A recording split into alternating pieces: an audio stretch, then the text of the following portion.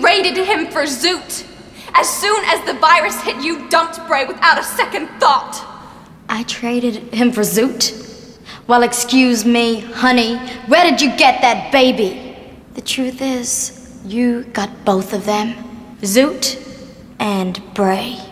So welcome to Series 2, Episode 14 of Conversation on Eagle Mountain, a podcast about the tribe. I'm your host, Lance, and joining the podcast panel today is Liz. Hello. Sabine. Hi. Maggie. Hi. And Carlin. Yo. With episode notes done by Matt and myself. So Series 2, Episode 14, the screenplay was done by David Fox. It was directed by John Reed, and the episode synopsis were read out by Sabine. Held by the Chosen, and with Ebony's faith in her hands, Trudy forces her fellow captive to explain herself. As the two look back on their shared history with Bray and Zoot during the last days of the old world, can they find any common ground? So this is the special episode where we get the first flashback of the series. So let's jump right in. As Trudy mulls over the decision on Ebony's life, Ebony taunts her to get it over with if she has the guts. But when she's unable to, Ebony tries to leave, but Trudy warns her to stay where she is or she'll give the order. But I just want to focus on that first of all. What did you think of the opening to this episode? And do you think there will be any circumstances where Trudy could have given the order? I was just going to say, dang, Trudy. That's all I had. If Brady's life depended on it, she probably would have. Yeah, I think Trudy definitely would have, depending on if it was an off day for her. Like the day where everyone else, like every other mall rat, was just pissing her off just to piss her off, she definitely would have. Yeah, but Ebony's been pissing her off for a long time now. Right. Which is surprising why she didn't do it. Yeah, I think if she was going to do it with anyone, it would be with Ebony. I think it could happen. I think she could be pushed to that point. She could get pushed, but I think the main reason she might is Brady's safety. I think that would have been the one thing that could have pushed her to do that. Mm-hmm. Everyone has a butt, you know? So I can totally see, like, right now, Ebony is right on the edge of, right on the edge of where Trudy's like, you know what, my human compassion's about to go out the window. And so you better just shut your mouth because you're pushing me. You're poking the bear in the zoo. And yeah, I might regret it. I might feel bad about it, but I'd get over it. You have gone too far. We are both in this cage because of you. And you say one more thing, I swear to God, I'm going to lose it and end your life because someone just gave me the power to do it. So just don't test me. Don't test me. Yeah. I also love it because Ebony is still trying to exert some kind of control over the situation. Pretending that she's not afraid, that, she's not fazed by what's happening here and how Trudy calls her out on that. Like, you don't want to be here any more than I do. You're scared, so don't play with me. Just cut it out. I really love that. And Ebony's like, she's serious. Yeah, I better just shut up. That's the thing about Ebony is she always does know, like she'll push it and she'll push it and she'll push it and she takes it too far, but she knows when to back down. And I think in this instance, she's like, okay, you're right, Trudy. Like, I'm not going to test this girl. I've done what I've done. She can do what she can do. Let's not see if she will do it. Right. I mean, at this point in time, Trudy isn't even 100% sure that Ebony didn't know where Brady was all along. She did. You can't tell me that she didn't know. I'm not convinced that there's no doubt in her mind that, okay, this could have been a possibility. Like, these crazies could have taken Brady. And that's why she was so standoffish and so put off on the idea of finding her. If I were Trudy, all I'd be thinking is, you found out where my kid was, and you chose to use that as an opportunity to screw me over and get yourself power, rather than just telling everybody, you fooled me into this. Like, I have so little F's left for you, so just say one more thing. One more thing.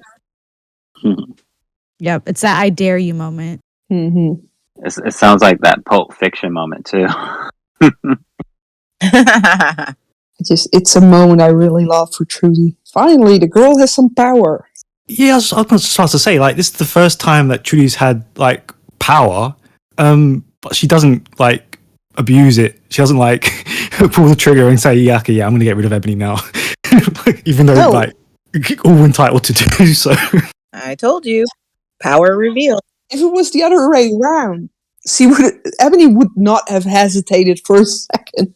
Yeah, she probably wouldn't have. You're right. She probably would have pulled the trigger, so to speak, just to prove to Jaffa that, yeah, and maybe the other people, I'm the one you need to be following. I'm the one that should be in charge.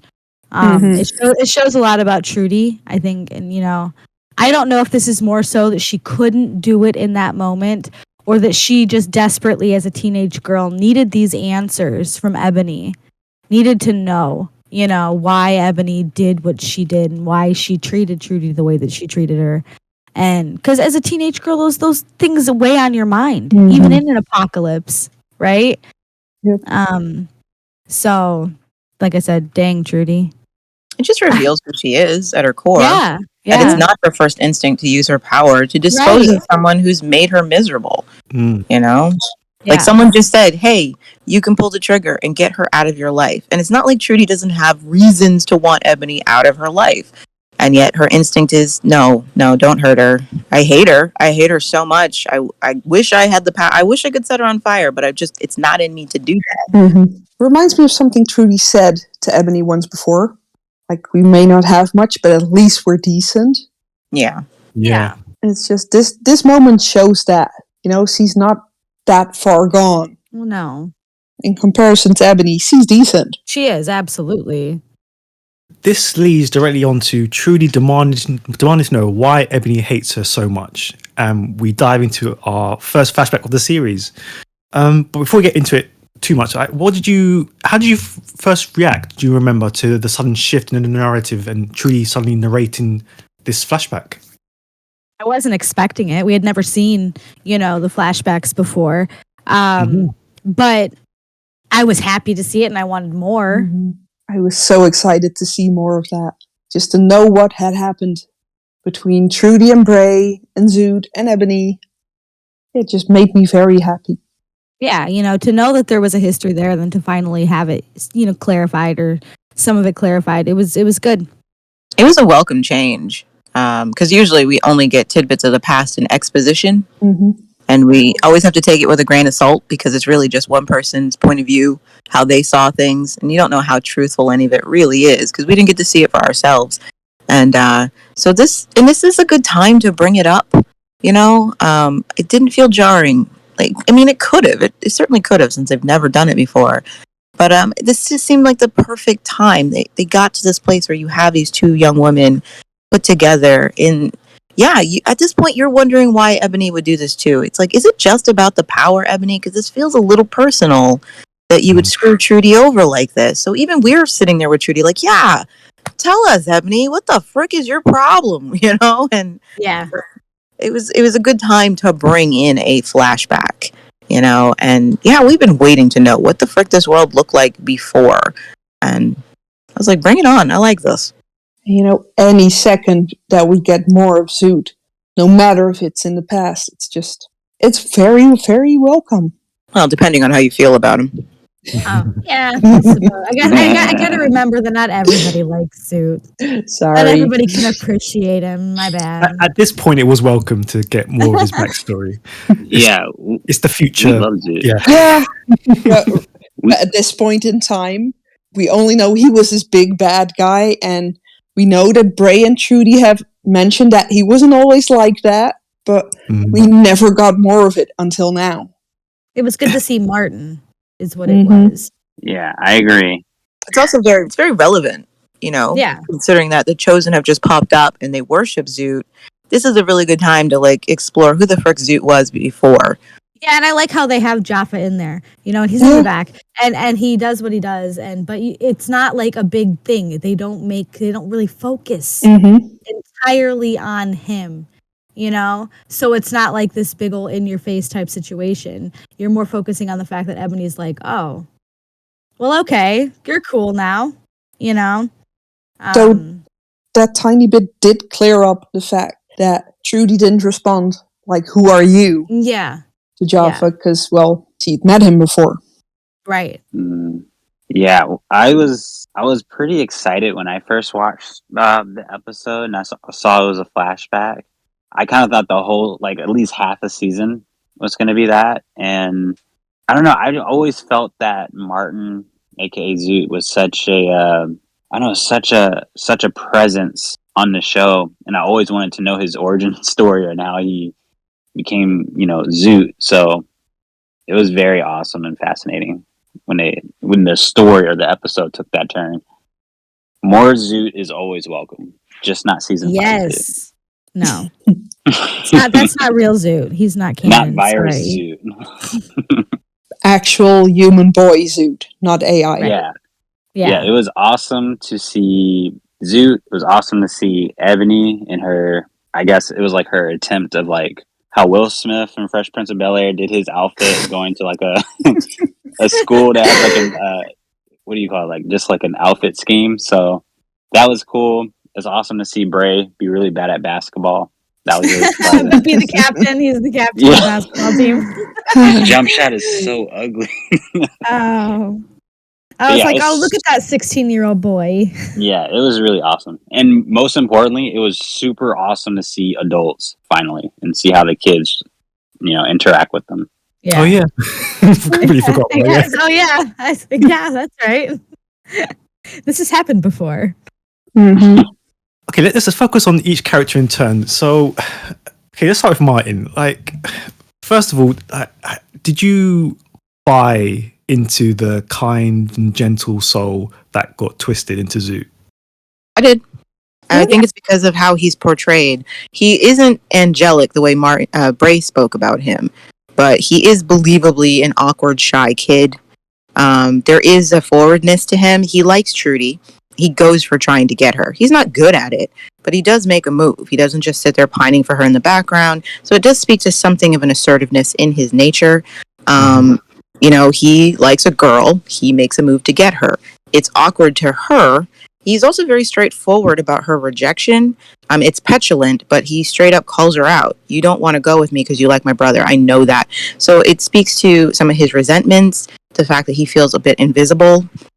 He doesn't feel as good looking. It implies that he's used to being rejected or not as good at things as his brother. Of course, this could just be an internalized issue of his own, but it does tell us what's going on in this kid's mind. It also speaks to his selfishness. His parents are sick. Bray is concerned about them. Martin's only concerned about getting a girl. So it speaks to where his mind is. He's not thinking of a bigger picture. He's just, I want to go to the dance with a girl, and I'm going to pitch a fit because she doesn't want to go with me. I totally believe that this kid could become Zoot. Yeah. Yeah. And, he thinks about things in the moment. He's very in the moment. And that's expanding on what you said. He's not worried about his parents, whereas Bray is. He's not thinking about the fact that they're going to die, And you see that later in the episode when it finally does happen. And that's when it breaks him, right?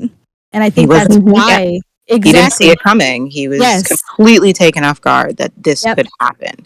Yep. Yeah, I agree. I think you can kind of name a lot of people throughout history who handled grief in the wrong way, and it's not only impact themselves, but their community and how they're able to not necessarily, or I guess the best way to say it is they don't have the guidance to handle grief or loss the right way. So to me, I would say it was 95% realistic how Martin became Zoot in this flashback episode. That other 5%, I'm not really buying the whole his eyes turn blue. Well, they didn't turn blue. He wore contacts. He wore contacts. It was just in the symbolism behind it, like hearing him say it, I'm like, oh, okay. Well, I'm sure he did wear contacts, but I'm sure people in class were like, what's up with his eyes? Is he... That can't be real. I just love how he says, I've seen the light, and you see Jaffa's face light up right behind it. Yes. It's very, I'm not like other boys, dramatic goth boy thing going on here. He's making a dramatic statement to reflect what's going on inside of him. It's not enough that he feels turmoil inside. He needs the world to see it. You know what I mean? So he makes a big show of it. This was this was deliberate to show up in class and wear these contacts. Like, honestly, why did you even go to class if you felt that bad, Martin? Like, Bray didn't go to school. Trudy had to find him after school to tell him what the frick was going on. Martin deliberately went to school because he wanted the world to see what he was feeling. He deliberately put those contacts in. He has a confrontation with his teacher. It's all purposeful. It's a dramatic act, and it makes so much sense for a 15-year-old boy. Yeah, who has felt so overshadowed his entire life, to finally be like, no, you're gonna see me now. I've got nothing to lose now, Exactly. Yep. I'm gonna get everything now, and yeah. Liz, when you said all that, I just felt that Martin's favorite band is Simple Plan, because I feel like he relates to that. How could this happen to me? Welcome to my life. It's canon now. Thanks, guys. Now, Martin, he has school shooter energy all about him. I swear. Yes. He has that what I call the nice guy syndrome, where he has such an entitled attitude towards Trudy, and the fact that he doesn't get the things he wants. It's like, I'm a nice guy. I should get the girl. His response to Trudy being like, I just, no, thank you, is so just, oh, I bet it's my brother you want, and he gets everything, and it's fine, I don't care, and it's like, you're not entitled to a relationship with this girl just because you like her. And so what? Even if she likes your brother, it's that everything about him standing on that chair is just like, the world owed me something, and I didn't get it. I'm gonna go out and take it. You know what I mean? And I'm like, yeah, I totally buy this kid becoming Zoot. Yep. From what we see of him, every time I watch this episode, I keep thinking, yeah, it's clear. It's so clear to me that in his eyes, Bray was the golden child who everyone loved, who, captain of the basketball team, got all the attention, and he's just done with that. Yeah, and that's what it is. It's that see me moment that Liz was talking about. You know, like I'm done. I'm done sitting in the background. But I also think it's a good exploration of perception, because there are things that we see from Bray that do not actually support what Martin's idea of his brother actually is. But it's more his perception that his brother is perfect and everybody wants him and everybody loves him, and that's all he can focus on. But there's things we see with Bray that's like, no, I don't support that. And so I like that, because I think that's really important to understand that our personal perception of what we're seeing may not be what's actually happening around us. Martin never once considers why Trudy might not want to go out with him. All he sees is girls like my brother. I hate him, rather than, I don't know, maybe it's your personality, Martin. Maybe it's because you throw a tantrum when a girl turns you down. It's not attractive, kid. Yeah, let's move on to Bray. Captain of the basketball team, doting son. Like, what do you think of pre-tribe Bray? I feel bad. I feel so bad for Bray. This flashback really brings a lot of sympathy for him in my eyes. When we see Bray, he has a lot of the oldest child syndrome going on. The world starts to fall apart, and Bray immediately gives up the things that matter to him because he wants to take care of his parents. He's not going to play in the game. And, Trudy's like, why? You're the captain. He's like, my parents are sick. I want to be with my parents.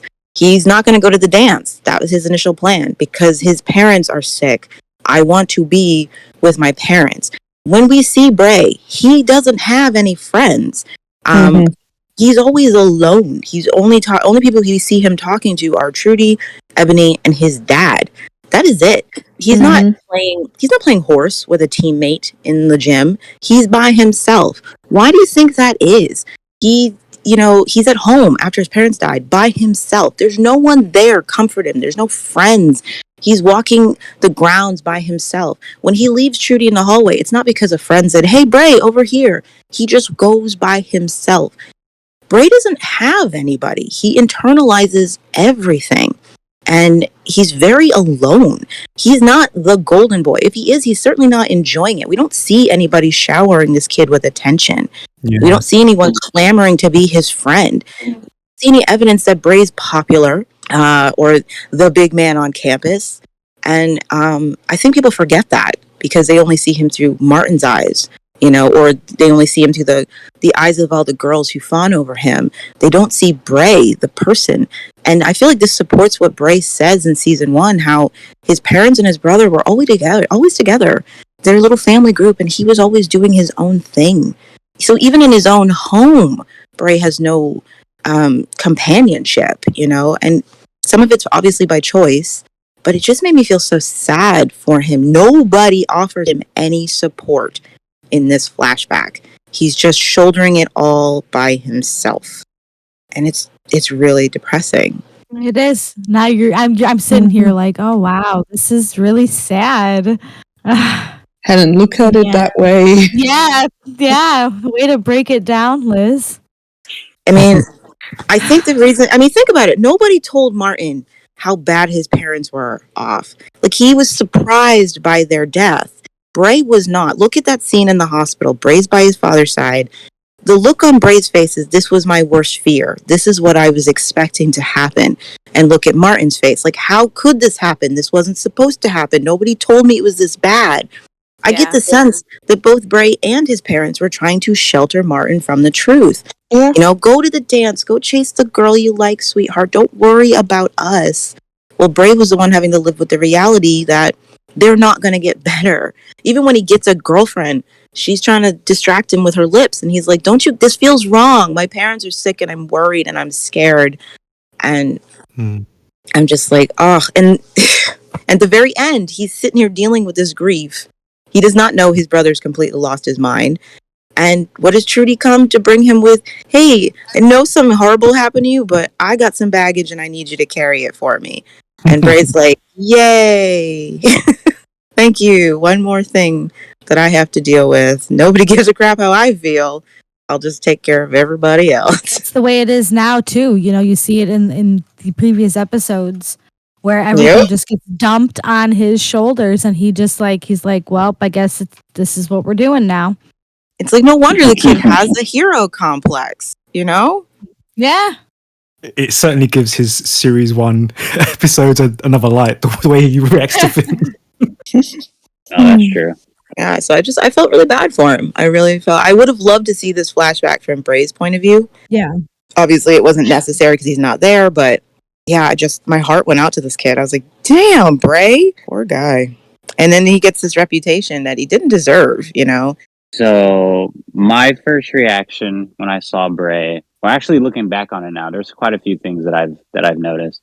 First things first, I really do not believe that he's the captain of the basketball team, just because he looks like he's horrible at basketball. And if he is, I'm pretty sure that team's going 0-20 that season before the school shut down. Second, I would have loved to, obviously, from what Martin keeps telling everyone, is that he's the golden boy. He gets everything his way. He gets the girls. He gets the grades. He gets, I guess just that big brother, little brother, the hand-me-downs, whatever. I would have loved to see more of that, but I guess they're short on time. But I guess we have to take Martin's words for it, which Liz brought up a good point. I don't think Martin was fully aware of, his brother, especially during this time of, what everyone's going through with losing their parents and other adults and whatnot. I thought Brady was pretty cool though when I saw him. It would have been really cool too if the makeup was like on point, if somehow they look younger, but I guess that's too much to ask for. Yeah, but not that much time has passed. Yeah, that's true. That's true. I mean, it's been what, a year? Pretty much. I'll say like a year and a half. A little over a year. Because Brady's not that old. Oh yeah, that's true. For once, measuring time by Brady's age makes sense. Okay, let's move on to Trudy. So, what did you make of the supposed poor rich girl? I didn't see any evidence that Trudy was especially rich. They all seemed upper middle class to me, just, all being at this school with the uniforms. But that could just be my American perception. Private schools usually are for the upper middle class. Could be, it's different in other places, but like they were in the same tax bracket to me personally. But this is Ebony's perception of Trudy. You know, she immediately lays eyes on this girl and just pegs her as like the teen dream and resents her for it. And it doesn't really feel like that for me. I never got that from Trudy, that she was the poor little rich girl. If anything, I would give that label to Ebony, but that's something else entirely. Um, Yeah. but you know, it does seem like I don't know what Trudy did to offend Ebony's sensibilities. She may have just looked like the type of girl Ebony's had issues with in the past. It does speak more to Ebony's personal experience. She does seem to treat she speaks to every girl as though she's competition on some level. And so I don't think there's anything Trudy could have done to avoid this. So Yeah. you know, she just looked at her and pegged her as maybe she just, you know, she sees her first day in school. She sees a guy seeking out Trudy's attention. She overhears the conversation. She just makes these assumptions about her. I just thought Trudy definitely was an only child. She has that energy. She's obviously very loved, indulged, not in a bad way, a good way, supportive system at home. She seemed like a good kid. She just seemed like a good kid. Who's she hurting? Leave this child alone. To me, it always felt like, you know, Ebony saw Bray, and she saw Trudy talking to Bray, and she decided, well, but that's the captain of the basketball team. I need to be top dog, so I should be with someone like that. And hey, this girl gets attention from his brother as well. Well, let's just pick on her. You know, that's how that always came across to me. Yeah, when I first saw Trudy in that flashback moment, I'm not gonna lie, she kind of seemed like somebody in class, like that boring student that would remind the teacher to give out the homework. And I don't know, maybe that's how she was written, because she just seemed kind of, I don't know. I mean, I didn't peg her as rich either, but kind of dull, or maybe not dull, but like that classic girl next door kind of thing, like just an average, ordinary girl. No, I agree with you there. That's how she did come across. Yeah. So I can say this. Antonia is very beautiful. She does play a Betty character, but she looks more like a Verona character. And you can't hide how pretty Antonia is. She's very beautiful. And when you look at her in the classroom, there is something, she has a classic ingenue feel to her. You know, like if you took her and Ebony in the story, you know, you can imagine Trudy getting the lead in the play, you know, and she just looks like a classic beauty. Even in that moment where she doesn't realize that Martin's passing her a note, look at her body language compared to the other girls, you know. It's possible that's what they were going for in the direction, so that you can see what Ebony sees. Like, oh, there's little Miss Perfect. I mean, she is beautiful. The light, the way it falls on her, she's just a classic beauty. And I can understand why Ebony, who is also very beautiful, but she's not a traditional beauty. She's an exotic beauty. And you can tell that when you're growing up. I can see why she'd look at Trudy and feel an instant resentment towards her. You know, like, oh, how freaking cliche is it? A boy's passing a note to her of all the girls in the classroom, willing to get in trouble with his teacher just to get this girl's attention. And it means so little to her that she can just ignore him, you know? Especially when Ebony, I never get the feeling that guys go out of their way to win her. And so I kind of get what they're going for, even though, again, I do not think of Trudy as the poor little rich girl who deserved Ebony's ire. Again, I feel like this whole episode is about personal perception. And Trudy didn't have to do anything to stand out to get Martin's attention. But look what Ebony does. You know, she cuts up her school uniform just to make a statement. I don't know how they let her in. Yeah, that was crazy. No parents to send her home to. It's almost a comparison to Bray does nothing to get the attention of the girls who like him. He just exists, and the girls want him. Martin desperately wants that kind of attention, and he doesn't get it. And so he resents his brother. Like, you don't even have to try. You don't even have a personality. I don't know why they like you. I put an effort in. Ebony's looking at Trudy the same way. You don't have to try to get these guys' attention. They just kind of liked you. I have to put an effort in. You know what I mean? I have to be a showpiece. I have to announce myself. I have to demand attention, you know? So it's like mirror images. It's kind of cool. And just finally, sticking with Trudy, like, did you enjoy the kind of shy way that she was approaching Bray. It was cute. It was charming. In that moment, I could definitely see them ending up together. Yeah, no, it was adorable, and you can definitely see like Bray, like he wasn't against the idea. You can't say that he wasn't interested because there was definitely some, yeah, he was definitely like, okay, maybe. And then Ebony did what she did. Mm-hmm. Again, or well, for the first time, rather. I will say though, this is where the flashback becomes slightly disappointing for me. Now, I love this flashback, and I think it's the best of all the flashbacks we get in the show. I think it's the most well thought out. I like the concept. I like the script.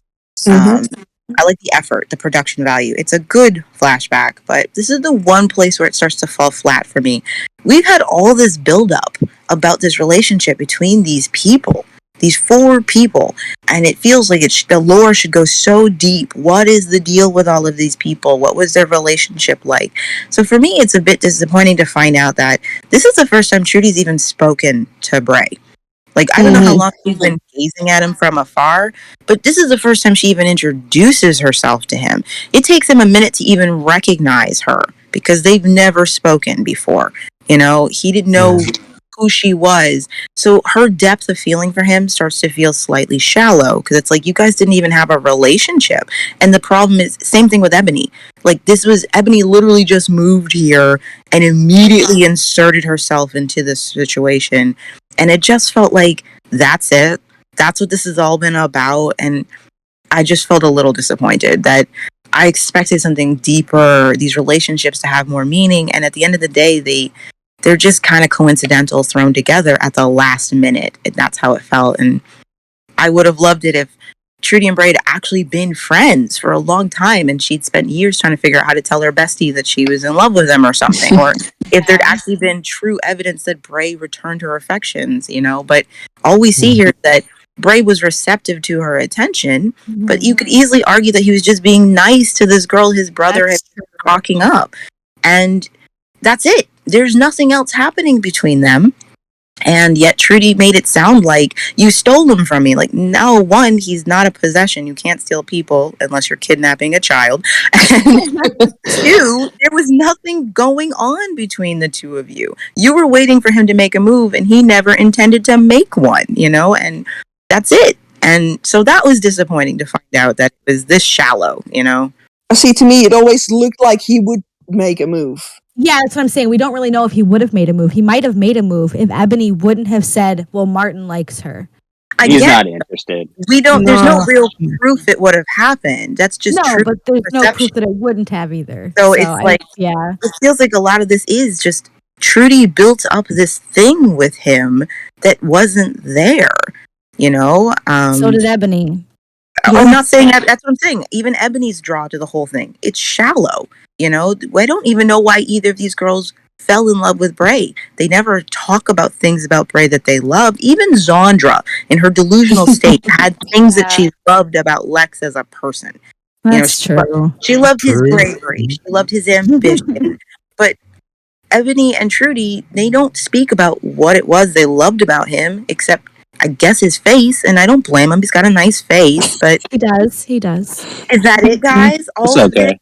All of this drama for a guy that you didn't have a relationship with? Come on. Yeah, it was disappointing. You're right. Definitely would have liked to have seen better and more. But it did look enough like there was something that was going to happen. Otherwise, Ebony wouldn't have bothered to, interfere. Ebony would have interfered anyway. Because she saw Bray and she saw his competition. She was always going to shoot the competition rather than approach Bray and try to get him on her own terms. Yeah. But again, it just seems like just Ebony, yeah. She would have done that regardless. Yeah, but I mean, she wouldn't have seen Trudy as competition. She would have seen Trudy as competition because Trudy was simply talking to Bray. Yeah, exactly. Because Bray and her had any type of relationship at all, Ebony would have been like, nope. Any competition has to go, whether you're friends or not, because I can be the only female in his life. She was a girl orbiting his vision. She had to go. Yep. And of course, she overheard Martin saying, "It's my brother you like." And it's not like Yeah. Trudy denies it. So she was always going to see Trudy as competition. Yep. I'm not saying it's wrong for either of the girls to have been into Bray. I'm not saying there's anything bad about that. Very realistic. I'm just suddenly wondering, after you just said that, well, she overheard Martin say that, and now I'm wondering, did she even see Bray before that? Or That's the thing. That's why it's disappointing. It's like, when did Ebony see Bray and immediately latch on to him, and then put together that conversation she heard and just immediately make a move, and so it just feels. What I was trying to say was, did she just go check out Bray because she heard Trudy might be into him to see if he was interesting? Maybe. Wouldn't put it past her. It's Ebony. I would not put it past her. Possible, yeah. But yeah, that's my only real complaint about it, is that and you know what though, I'll even say that that's something realistic too. As disappointing as it is, it's like sometimes that is just the way it goes. You're waiting for this resolution to a conflict, only to find out the conflict started over nothing and nothing really important. And I'm just like, oh, because I've had that happen. Like, I had a bully who tortured me through middle school, and I never knew why this girl was always trying to beat me up. And then finally I confronted her in 8th grade, only to find out that when we were 10, she thought I'd stolen her best friend away from her. I'm like, you have been trying to kill me for 4 years because our mutual friend preferred my company? Are you kidding? It was really disappointing to find out that's why I got punched so many times, you guys. I can relate. But yeah, it does seem realistic to the age these girls are, though. Right. Yeah. Something so small being so big in their minds. No wonder Trudy was just like, just get her away from me. Right. That's why you've been such a jerk to me? Oh my gosh. Seriously? I'm going to make one criticism of Trudy, though. I know you don't want to hear it, but watching the flashback, I was like, Trudy and Martin are so similar in the way they handle romantic rejection in this flashback. What does Martin do? He has such an entitled attitude towards Trudy that he pitches a fit because she won't go to a dance with him because she might be interested in his brother instead of him. And Trudy's meant to feel bad that she's not interested in him. She's like feeling apologetic because she doesn't return his affection, And it's like, Martin, what a jerk. No wonder she's not into you. Now look at the way Trudy responds to Bray's disinterest in her. Same thing. Yeah. He's so upset that he doesn't want to spend time with her, that he's got other things going, and he's trying to gently let her down. Like, I'm just not interested, maybe it's just not a good idea. And she's all upset and sobbing and doesn't he understand, and I just want to be there for him. And it's like, she has that same entitled attitude. I like him, so he should like me back. I should have him. She even they speak the same way. Zoot also referred to Trudy as being taken from him. He accuses his brother, you took her from me, just you take everything. And Trudy says the same thing to Ebony. You stole him. I was there first. And it's like, wow, you guys are very, very similar in nature here. Makes me wonder what Brady's going to be. Oh. Make her out. But yeah, that's my criticism. Couldn't help but notice it. But I'll say this: one of the things I love about this flashback is how well in character these characters are, even in their past. Like, when you see the way they behave, it matches up everything we've ever seen about them. They didn't just change their personalities, Even Jaffa's small moment of intrigue as he's looking at Zoot just felt in character for the Jaffa we've already met. Yeah. And Trudy's behavior is right on point with her season 1 behavior. Bray, even those small things we saw about Martin, Ebony, it doesn't feel like we're dealing with strangers. It feels like, yeah, these are the characters. I believe this is what they did last year. So I thought that was really well handled.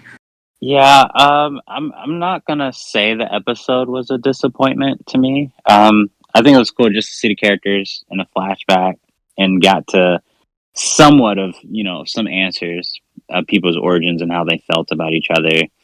But the thing that I love the most about the episode is the music that played throughout. Yeah. This is the place.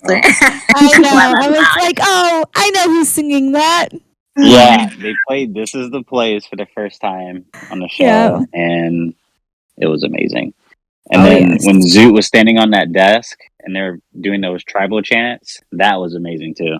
Even the text of that song is fitting for this episode. Yeah. No, Yeah. you believe we could start again, be the way we were, we used to be then. It's the only good thing about season 4 when they just blast that music every episode. When are you gonna accept power and chaos? If not for your sake, then for Brady's. Leave her out of this. You think those guys are gonna read her fairy stories every night? Like the ones you grew up with? Where the princess meets her prince, and they live happily ever after? She's gonna grow up wild like an animal. She's gonna run with the pack. Stop it! Okay, during a pause in the flashback, Ebony paints a terrifying picture of Brady's future amongst the Chosen, where she's going to be running wild and basically be a symbol for them, which leads to an epic slap by Trudy. Yeah, definitely felt like it was a long time coming, but yeah, Panna, what were your thoughts about it? Yay, Trudy! Yeah, exactly. I was like, dang, Trudy, you took Ebony down. One slap and Ebony's on the ground. Mm-hmm. You go, girl. Impressive slap. Uh-huh. I'm gonna be honest with you. That slap, I rewind it like quite a few times.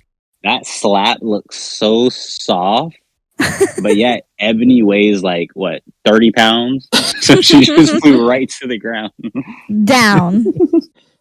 I like the way it's filmed, the way Trudy is towering over. I mean, she is. Yes. She's so tall compared to Meryl, but I like that moment. It's well deserved. Like, Ebony deserves this slap. It's a reasonable reaction, especially since Ebony's only saying this stuff to, one, hurt and frighten Trudy, and two, to justify her own jacked up view of the world. Because you notice she says this when she's trying to defend the fact that she wasn't supportive of Bray or his worries, when she literally just insulted Bray about not being able to handle the loneliness.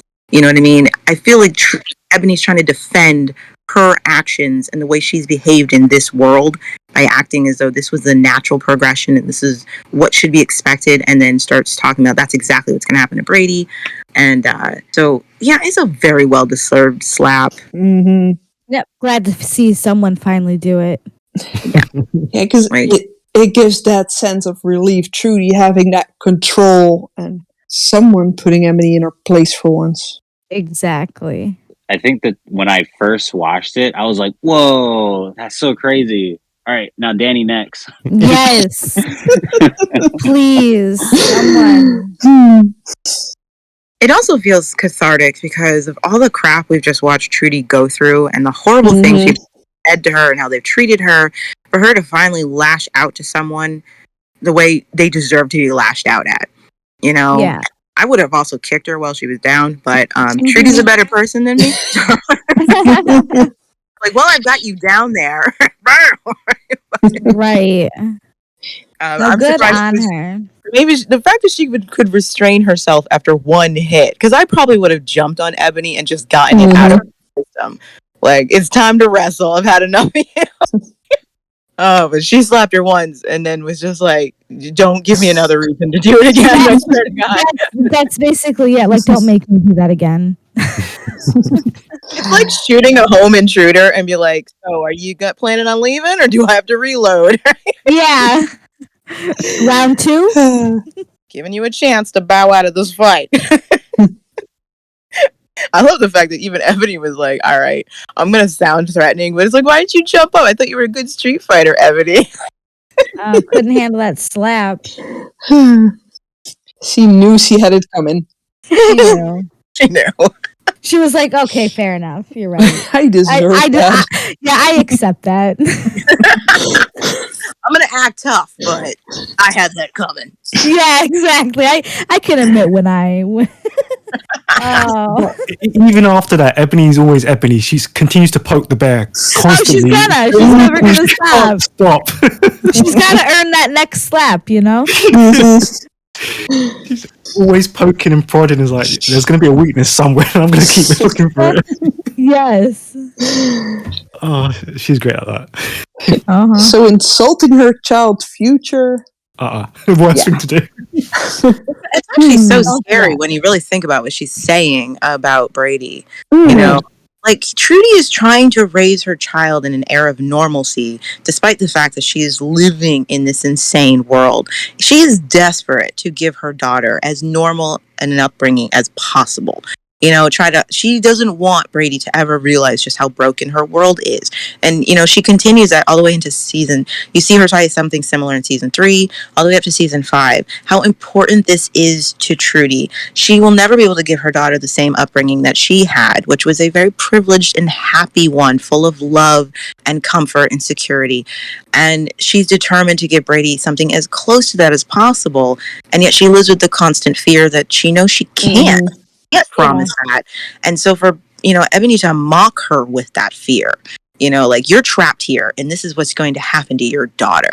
It's just, oh my word. Like, you're lucky I didn't have something sharp in my hands, Ebony, Right. And not only are they trapped there, it's Ebony's doing that they're there.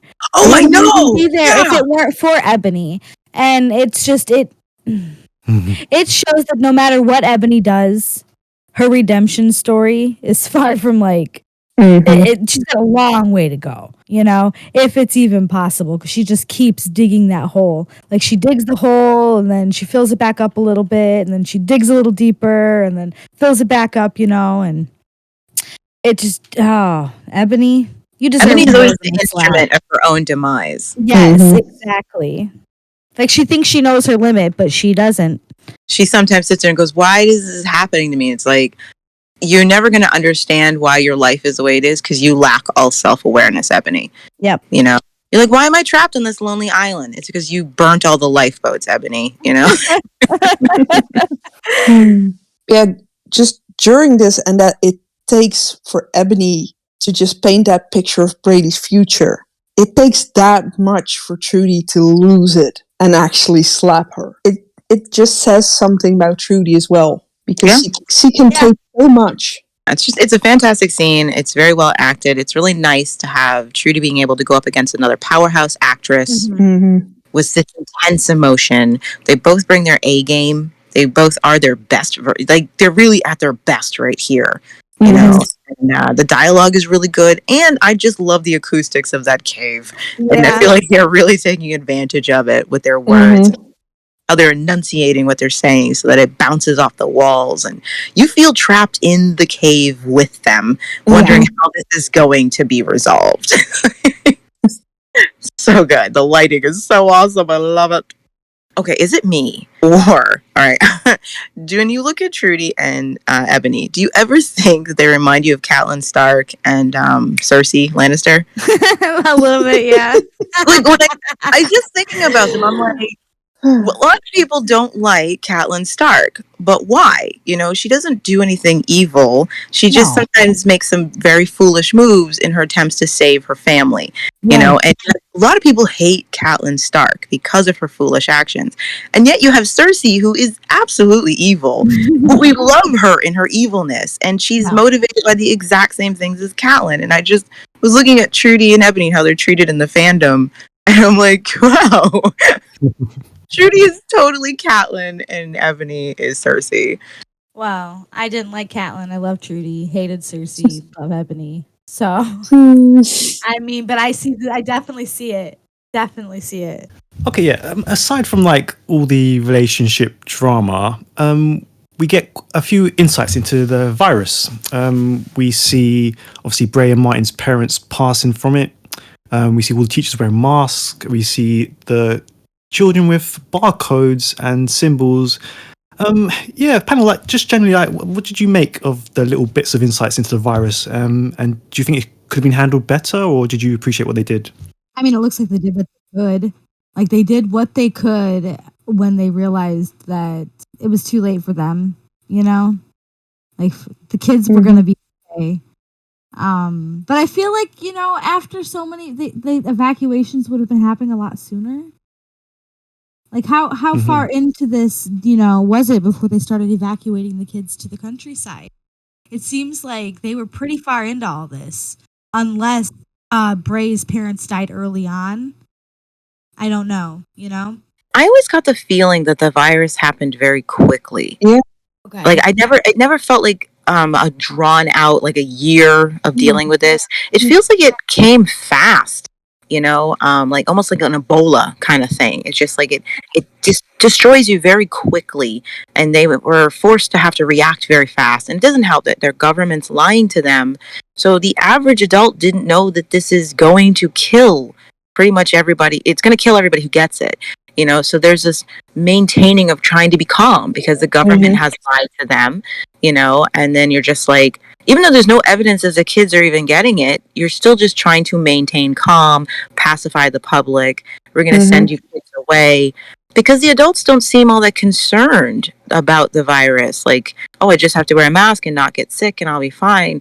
Bray's father is the only one who seemed to put it together. Like, none of us are survive this.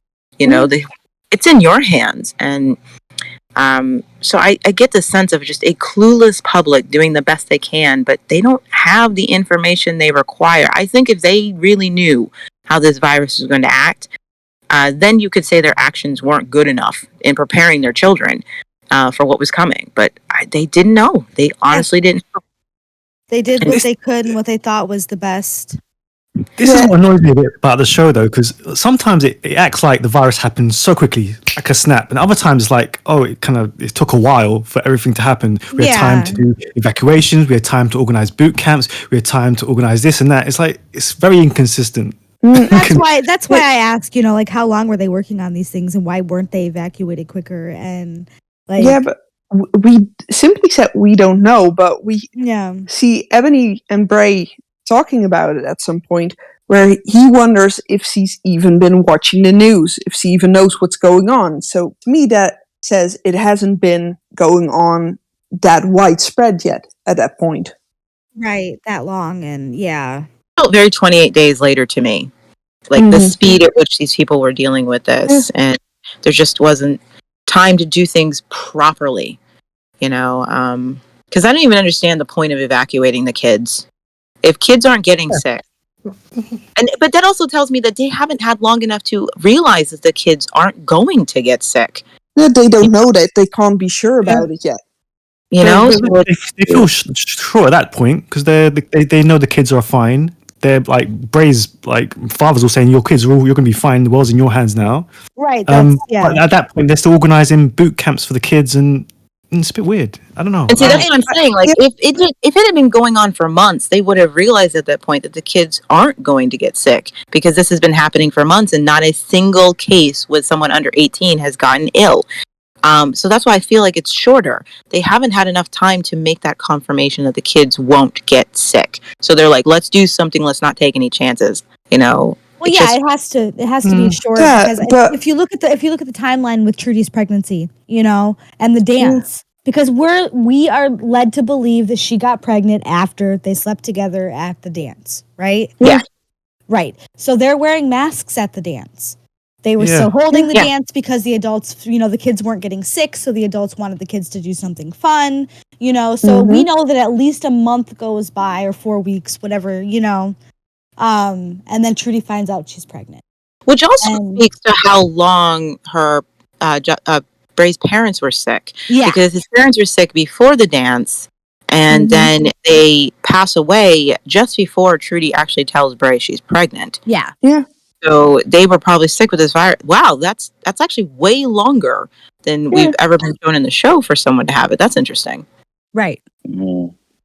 But I mean, with the ones in the show, we it's a mutated version. Exactly, the mutated version of the original virus. That is affecting children now. So it's a little bit different.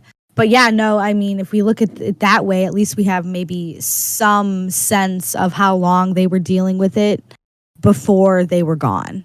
I think it's safe to say they were dealing with it for less than 6 months. Yeah, absolutely. Yeah, you guys were wondering why send them to boot camps, and I just keep thinking maybe they were just sent to boot camps in hopes of teaching the kids ways to survive. And see, I'm still not convinced that they, Ryan and Lex, were sent to the boot camp because of the virus. Right, I think they were in boot camp because they got in trouble. That is my full understanding is that the only, like, they met in boot camp. That's, where they met. But I did not for 1 second believe that it was because of the virus that this boot camp even existed. No, because they do call it the So- evacuation procedure, and groups of 7 kids from different sectors. But they don't say that. That's not in that other flashback, though. No, I'm talking about it in Lex's in Ryan's flashback. Yeah, me too. That's what I'm yeah, saying too. right. In their flashback, I don't think it had anything to do with the Me virus. neither. Because it just shows them meeting. So that's could have been before, the virus Yeah. even showed up. And Not I to don't know. mention, none of the women at that camp are wearing any masks. Yeah, That's what I Good- mean. That too. good, Yeah. good point. But we'll get to that in that episode. To pay a little bit more attention this time around if they Yeah. mention the virus at all. I'll just say that I think they did a good enough job, especially since Mhm. it's not the focus of why we're seeing the flashback. Yeah. I think we're given a good enough amount of information to understand what it felt like, what the kids were experiencing, and the focus is still on this personal drama. Because despite that the world was going crazy, these kids were focused on their own personal dramas. And that's what the flashback is meant to be. It's not meant to be a seminar on what the virus was. It's supposed to be like, why did these girls hate each other? And so fair enough to the flashback Yeah. for Yeah. staying focused on what it's supposed to be. I have to say, though, in all fairness, just having those adults standing there with the masks on when the kids don't have the masks, it's so fitting for, the pandemic now. I love the interaction between Martin and his teacher. I really love the actor they got to get the teacher. I know it's an underrated role, not very Mhm. important. He's just there. Mhm. But I just think he's such a good image of what the adults were trying to do. Maintain order, keep the kids calm, keep everything going normally. So, you have that first class where they're just teaching the kids about the virus. Like, we have to talk to them about this because it's on everyone's mind. But you almost get the sense he's downplaying everything because the whole point is not to scare the kids about what's happening, you know. And then when he's talking about the evacuation, again, there's no panic. It's meant to keep the kids calm and almost dismiss if they are afraid. There's no honesty really happening here. These kids were so uninformed about the truth and what they could expect. And I just thought that was really interesting to imagine being an adult in this situation and facing this, And then he has nothing to say when Zoot just loses his mind in his classroom. He doesn't know how to maintain order. He doesn't have a response to this kid and the scary things he's saying to him. Like, you're next. How long do you think Yes. that? And these freaking kids. Right. And I think he's like, okay, you're not wrong. How do I respond to this? I wonder what would have happened if the teacher would have responded, though. Like, if he would have just slapped him. That's the thing, though, is I don't think in that moment he had a response. I think, he was like, okay. I mean, it's a scary situation to be in. He's one adult in a room full of children going crazy. One of them with contact. With contacts, who's seen the light. How can you see anything through those contacts, Martin? They're opaque. He was definitely hitting a few desks trying to walk to his own desk. Why pick on you? Because you had it all. A poor little rich girl getting everything she wanted. What do you mean? Seems we've got more in common than we thought. So as the flashback ends, both girls' motives for their past actions become clearer. Ebony muses that perhaps they had more in common than they thought. And she makes the comment again about a poor little rich girl getting everything she wanted. So yeah, just to finish up, how true do you think Ebony's words are here? Not true at all. Yeah, not true. I mean, but the way that they cut Trudy, because they hit her pretty hard. Like, she says, and then Trudy's like, get her out of my sight. Like, she can't even look at her anymore. I don't know. But come on, Ebony in this refers to herself as a poor little rich girl as well. Yeah, she did. Yeah. I thought she meant when she said maybe we have more in common, I thought she was talking about that the reason she did what she did because she just liked Bray. It was that simple. Just like you, I liked a boy and I went for it. And that's why Trudy's like, oh, it's really just that simple. It wasn't about me at all. It was just you liked him. And that's what I got from it. It could very well be that simple, like, sorry to disappoint, but it was stupid. You're not that special, Trudy. Right. I just liked him and I went for him. You know what I mean? And I liked that moment of that honest revelation from Ebony. She can't quite come out and say, I was in love. I fell in love with him at first sight, just like you did, because that's not Ebony. She doesn't like to be vulnerable like that, but enough to give Trudy, maybe we have more in common than you thought. It was just, I liked him, you know? She can't even give that to Bray. She can't even be honest with him like, I loved you, you know? I made a mistake by breaking up with you or whatever. But in this moment, you get genuine honesty. I just liked him, you know, just like you, and I wanted him. That's all this was about. And then as far as she was concerned, she thought Bray had run off with a Trudy. You know, because that's what she says. You got him. Like, guys like Bray don't stick around. She was genuinely hurt when she misunderstood that moment between he and Trudy. You know, he'd already been pulling away from her. She wasn't connecting with him, and she couldn't be what he wanted. And she was excited to tell him about what his brother did in class. And she sees him hugging another girl. And what does she say to that? She immediately assumes it's over. He's moved on. He found someone new. Mm-hmm. You know? She was just another girl with a crush. That's all. Yeah, I guess, you know, you never really stop to think about the fact that Ebony was probably very hurt in that moment. And Yeah, as she a teenage girl, she definitely misunderstood what happened, you know, and she says as much, and she was hurt. You're right. Absolutely. So she immediately dumped, you know, she ended it and hurt him by rejecting him and running off with his brother, you know, and so I always thought that's why Trudy had nothing left to say when, you know, she got that. Like, this is what it was all about. We both just liked the same boy. All of this friggin' drama, all this craziness, you know, and it's just because you liked his face as much as I did. Just get her out of my sight. Yeah. But that was my interpretation. I can see that now that you're saying it. Yeah, I can see that. Yeah. I don't want to have sympathy for Ebony. I know. I'm not It's saying hard. I have it. I love I Ebony, do. though. Like, I love Ebony. She's my favorite, you know, female besides Trudy. I love Ebony as a character. I don't have anything against her. Exactly.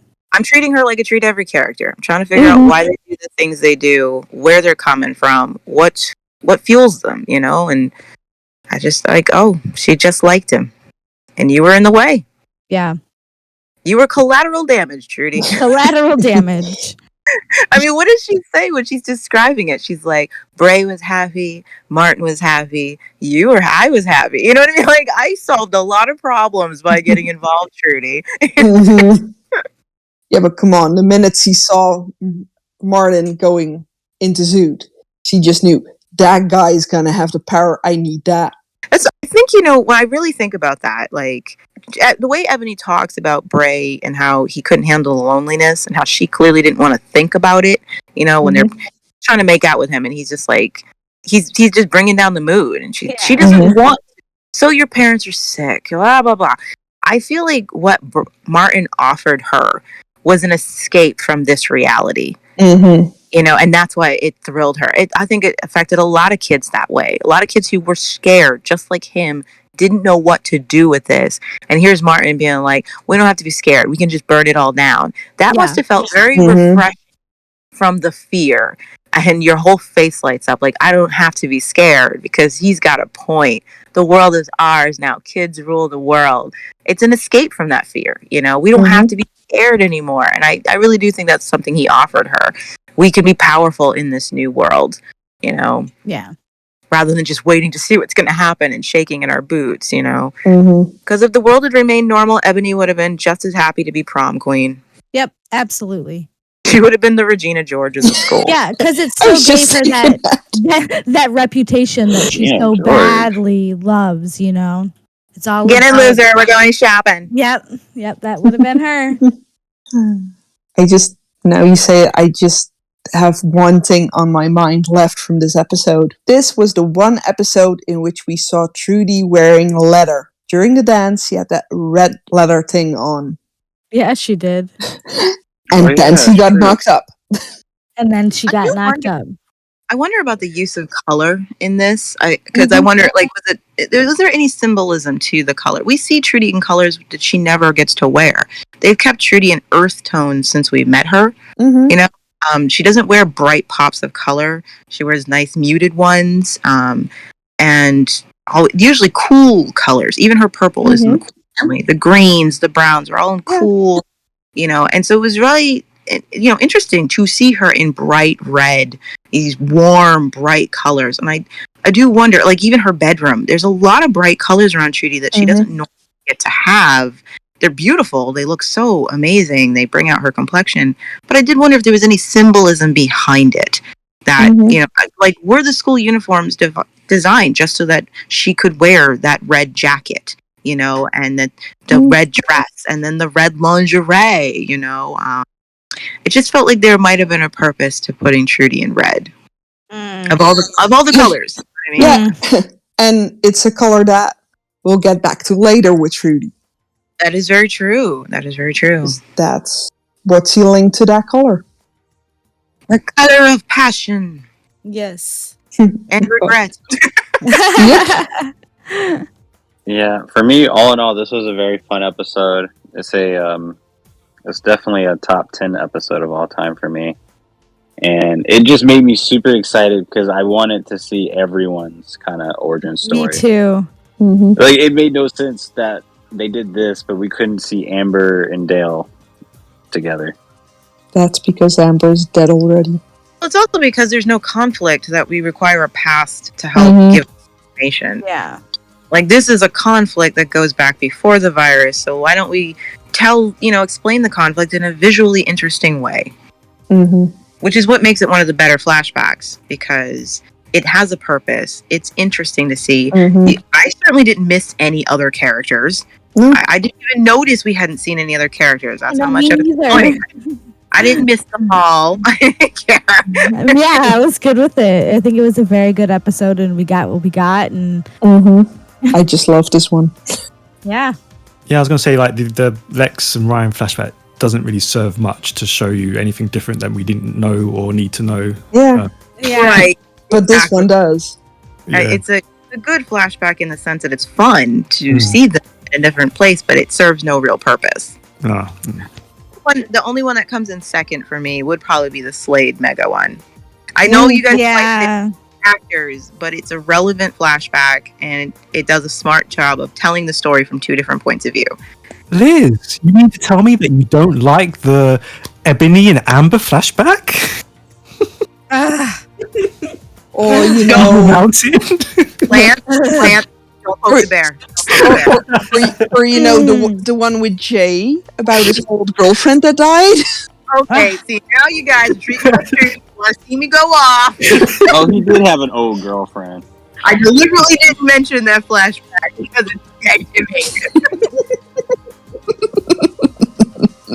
Yeah, and on that note, that brings Series 2, Episode 14 to a close. Thank you very much to the panel, and if you'd like to take part in a future episode of the podcast, you can send us a message over on our Facebook page or fill out the form on the site, thetribe.co.uk. So we'll see you next time for episode 15. Until then, bye. Bye. Bye. Later. Bye.